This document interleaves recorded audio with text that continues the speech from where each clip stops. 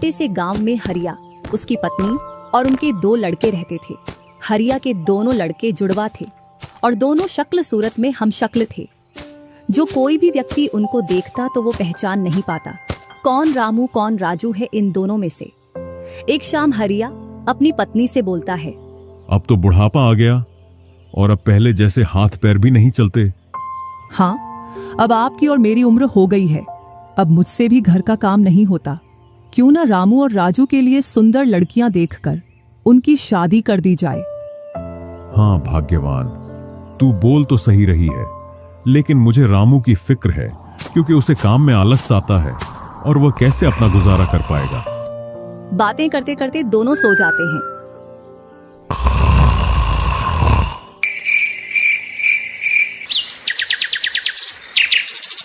और सुबह उठकर हरिया रामू राजू से बोलता है, तुम दोनों खेतों पर चले जाना और एक खेत को खोद आना जिसमें मैं आकर बीज बो दूंगा। और आज मैं अपने दोस्त से मिलने के लिए पास ही के गांव में जा रहा हूं। 2 दिन में लौट कर आऊंगा। हरिया तैयार होकर दूसरे गांव की ओर निकल जाता है और रामू राजू भी खेतों की ओर चल देते हैं। दोनों खेतों में जाकर काम करने लग जाते हैं। रामू ठहरा कामचोर, वह थोड़ी देर काम करने के बाद एक पेड़ की छांव में जाकर लेट जाता है। इधर राजू को सुबह से शाम हो जाती है और वह आधा खेत खोद देता है।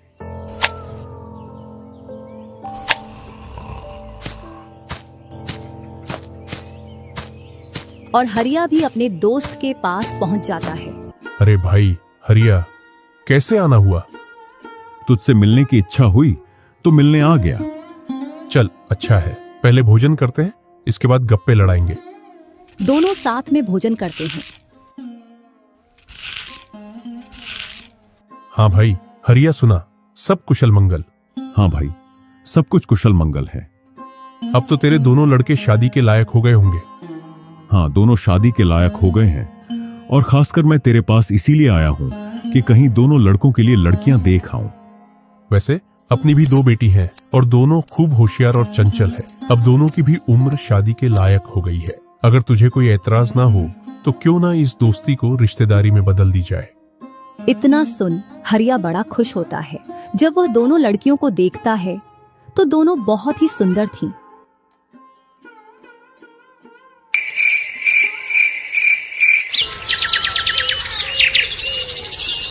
सुबह होते ही हरिया अपने दोस्त से बोलता है, मैं जल्द ही मेरी बहुओं को लेने आऊंगा। इतना बोलकर हरिया अपने गांव की ओर चल देता है। इधर रामू और राजू भी अपने खेतों पर काम करने के लिए आ जाते हैं और रामू पेड़ की छांव में जाकर सो जाता है। इधर राजू अपने काम में लगा रहता है। शाम होने को आ जाती है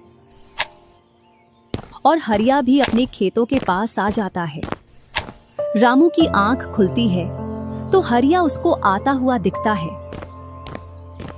तो वह खेत में जाकर काम करने लग जाता है। चलो घर, अब शाम हो गई और खेत भी पूरा खुद गया है।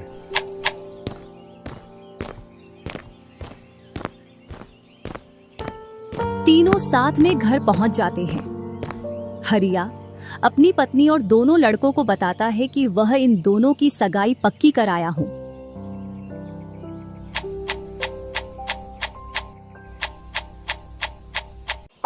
और वह कुछ दिन बाद दोनों का विवाह कर देता है। ऐसे ही कुछ वर्ष निकल जाते हैं।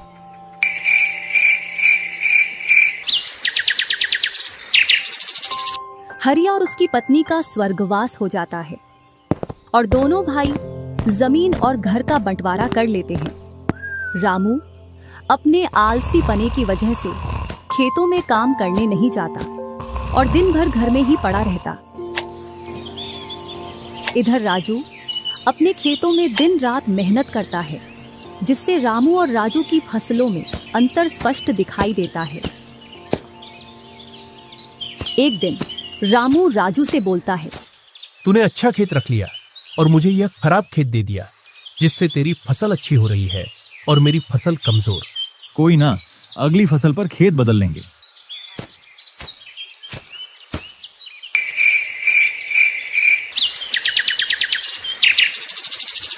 अगली फसल पर रामू राजू से खेत बदल लेता है और एक खेत ज्यादा ले लेता है।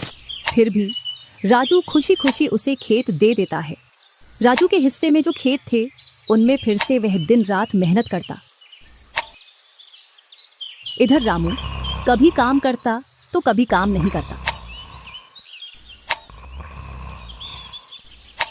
रामू के पास बीज खरीदने के भी पैसे नहीं थे, तो वह पैसे लेने के लिए जमींदार के यहाँ चला जाता। जमींदार जी, कुछ पैसे उधार चाहिए थे, जिससे मैं अपने खेतों के लिए बीज ले आता और फसल आने पर मैं आपको पैसे लौटा देता। क्यों नहीं भैया, लेकिन आपको 2% ब्याज देना पड़ेगा। जी जमींदार जी, मैं ब्याज दे दूंगा। जमींदार रामू को पैसे दे देता है और रामू उनसे कुछ बीज लाकर अपने खेतों में बो देता है।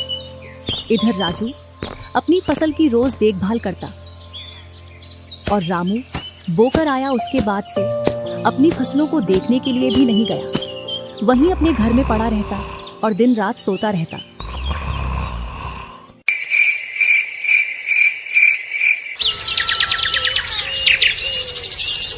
एक दिन जब फसल पकने का समय आया तो वह अपनी फसल देखने के लिए खेतों पर गया और फसल देखकर बोला, अरे इतनी कमजोर फसल!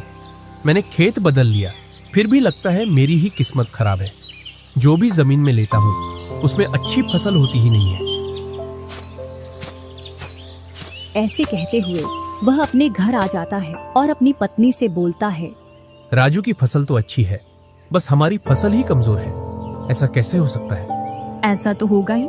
दिन रात जो घर में पड़े रहते हो और खेतों में समय समय पर दवाई पानी नहीं दोगे तो फसल ऐसी कमजोर रहेगी। फिर बोलते हो किस्मत खराब है। किस्मत नहीं, मेहनत करनी पड़ती है। चल चल, मेरे को मत सिखा। अगर किस्मत ना हो तो कुछ भी नहीं होता। अगर मेहनत से कोई बड़ा बनता तो सबसे पहले गधा बड़ा बनता, क्योंकि उसके बराबर कोई मेहनत नहीं करता। और जो मजा जिंदगी में सोने में है वह मजा और किसी चीज में नहीं। बस इनको तो सुला दो, सोने के अलावा और कोई काम ही नहीं है।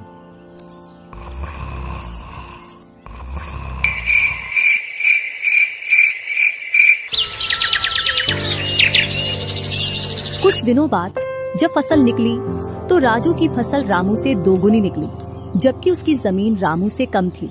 रामू फसल को देखकर बोलता है, इस फसल को बेच कर आऊं या खाने के लिए रखूं? इधर जमींदार जी को भी पैसे देने हैं। अब इतनी सी फसल से कैसे काम चलेगा पता नहीं।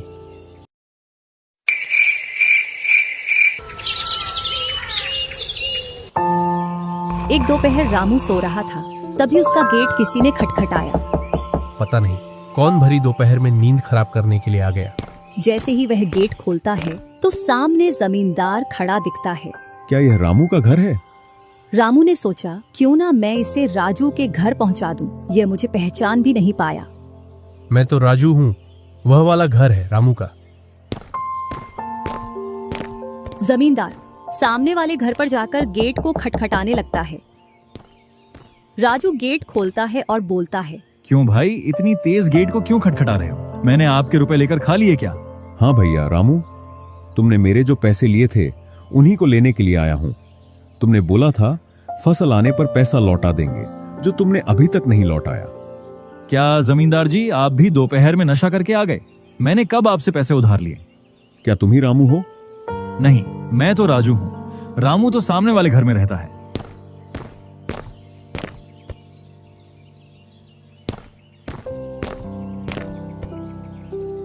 भरी दोपहरी में जमींदार का सर चकरा जाता है और वह अपने घर चला आता है और घर पहुंचकर मुनीम से बोलता है, ऐसा लगता है मुझे कि जो पैसे रामू के दिए थे वह पैसे अब लौट कर नहीं आने वाले। क्यों, ऐसा क्या हुआ जो पैसे वापस नहीं आ रहे हैं? रामू और उसका भाई दोनों हमशक्ल हैं और दोनों बोल रहे हैं कि रामू वह है, रामू वह है। और उन दोनों ने दोपहर भर मुझे इस घर से उसे घर दौड़ाया। जमींदार जी, पैसे निकालने की मेरे पास एक स्कीम है। बोलो कौन सी स्कीम है? मुनीम जमींदार जी के कान में पूरी स्कीम बताता है।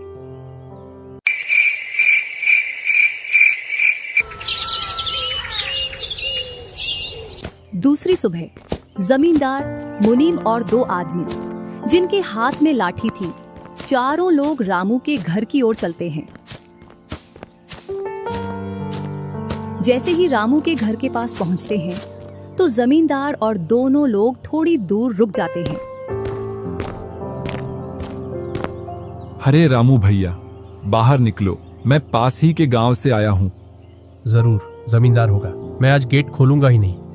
मैं तुम्हारी ससुराल से आया हूँ। तुम्हारे ससुर साहब ने तुम्हारे लिए कुछ रुपए और कुछ आभूषण भेजे हैं, क्योंकि बुढ़ापे की वजह से उनसे यहाँ तक आने की नहीं बन पा रही थी, इस वजह से उन्होंने मुझे भेजा है। इतना सुन रामू के मन में लालच आ जाता है और वे फटाक से गेट खोल देता है। कहाँ है पैसे और धन? क्या तुम्हारा ही नाम रामू है? हाँ, मेरा ही नाम रामू है। कहाँ है धन? यही पास में रखा है, चलो दोनों उठा लाते हैं। वह मुनीम के साथ चल देता। थोड़ी दूर चलने के बाद मुनीम जमींदार जी को बुला लेता है।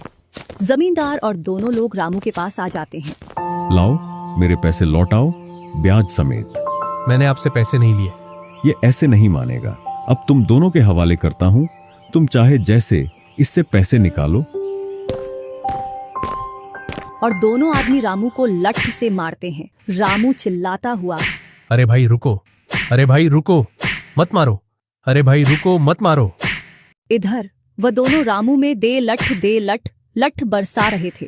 तभी राजू गेट खोलकर देखता है तो रामू पर कुछ लोग लठ से वार कर रहे थे। तो वह दौड़कर उनके पास आता है और बोलता है, अरे भाई रुको।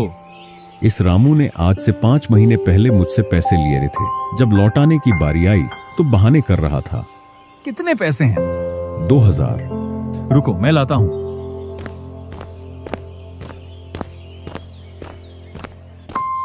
राजू रुपए लाकर जमींदार को देता है और जमींदार और उसके साथी वहां से चले जाते हैं। इधर रामू भी अपने घर में चला जाता है और राजू भी।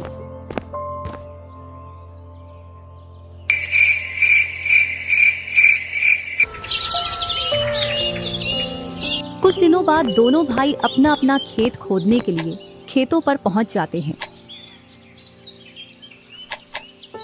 इधर खेत खोदते खोदते राजू दौड़ते हुए रामू के पास आता है और बोलता है, देखो मुझे खेत में क्या मिला है।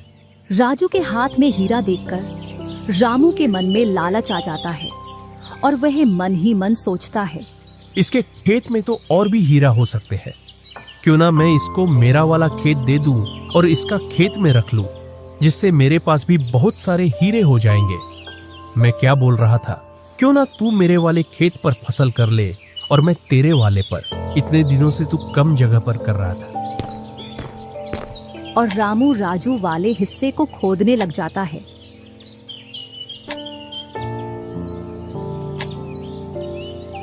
शाम तक पूरे खेत को खोद देता है, लेकिन उसे उसमें कुछ भी नहीं मिलता और थका हारा घर पहुंच जाता है। आज पूरा खेत खोद दिया, लेकिन फिर भी एक हीरा नहीं मिला, जबकि राजू ने खेत का एक कोना खोदा था, उसमें ही उसे एक हीरा मिल गया। अच्छा, आप अगर ऐसे ही मेहनत करते रहे तो एक दिन आपको भी बहुत सारे हीरे मिलेंगे। बातों ही बातों में रामू की नींद लग जाती है।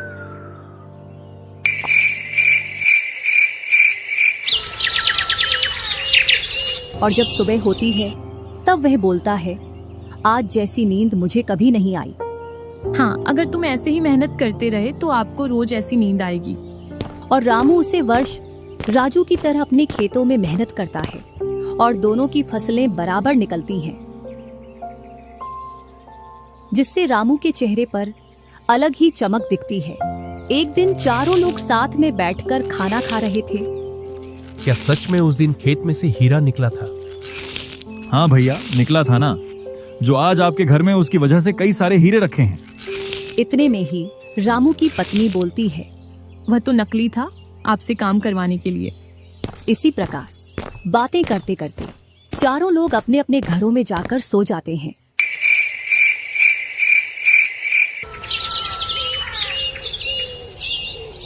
सुबह होते ही तुम दोनों को राजा साहब ने राजमहल बुलाया है।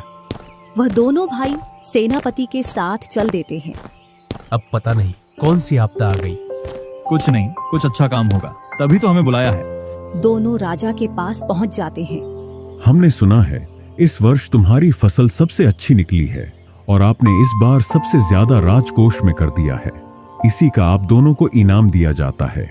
दोनों भाइयों को आपके गांव में इनाम के रूप में दुगनी जमीन दी जाती है।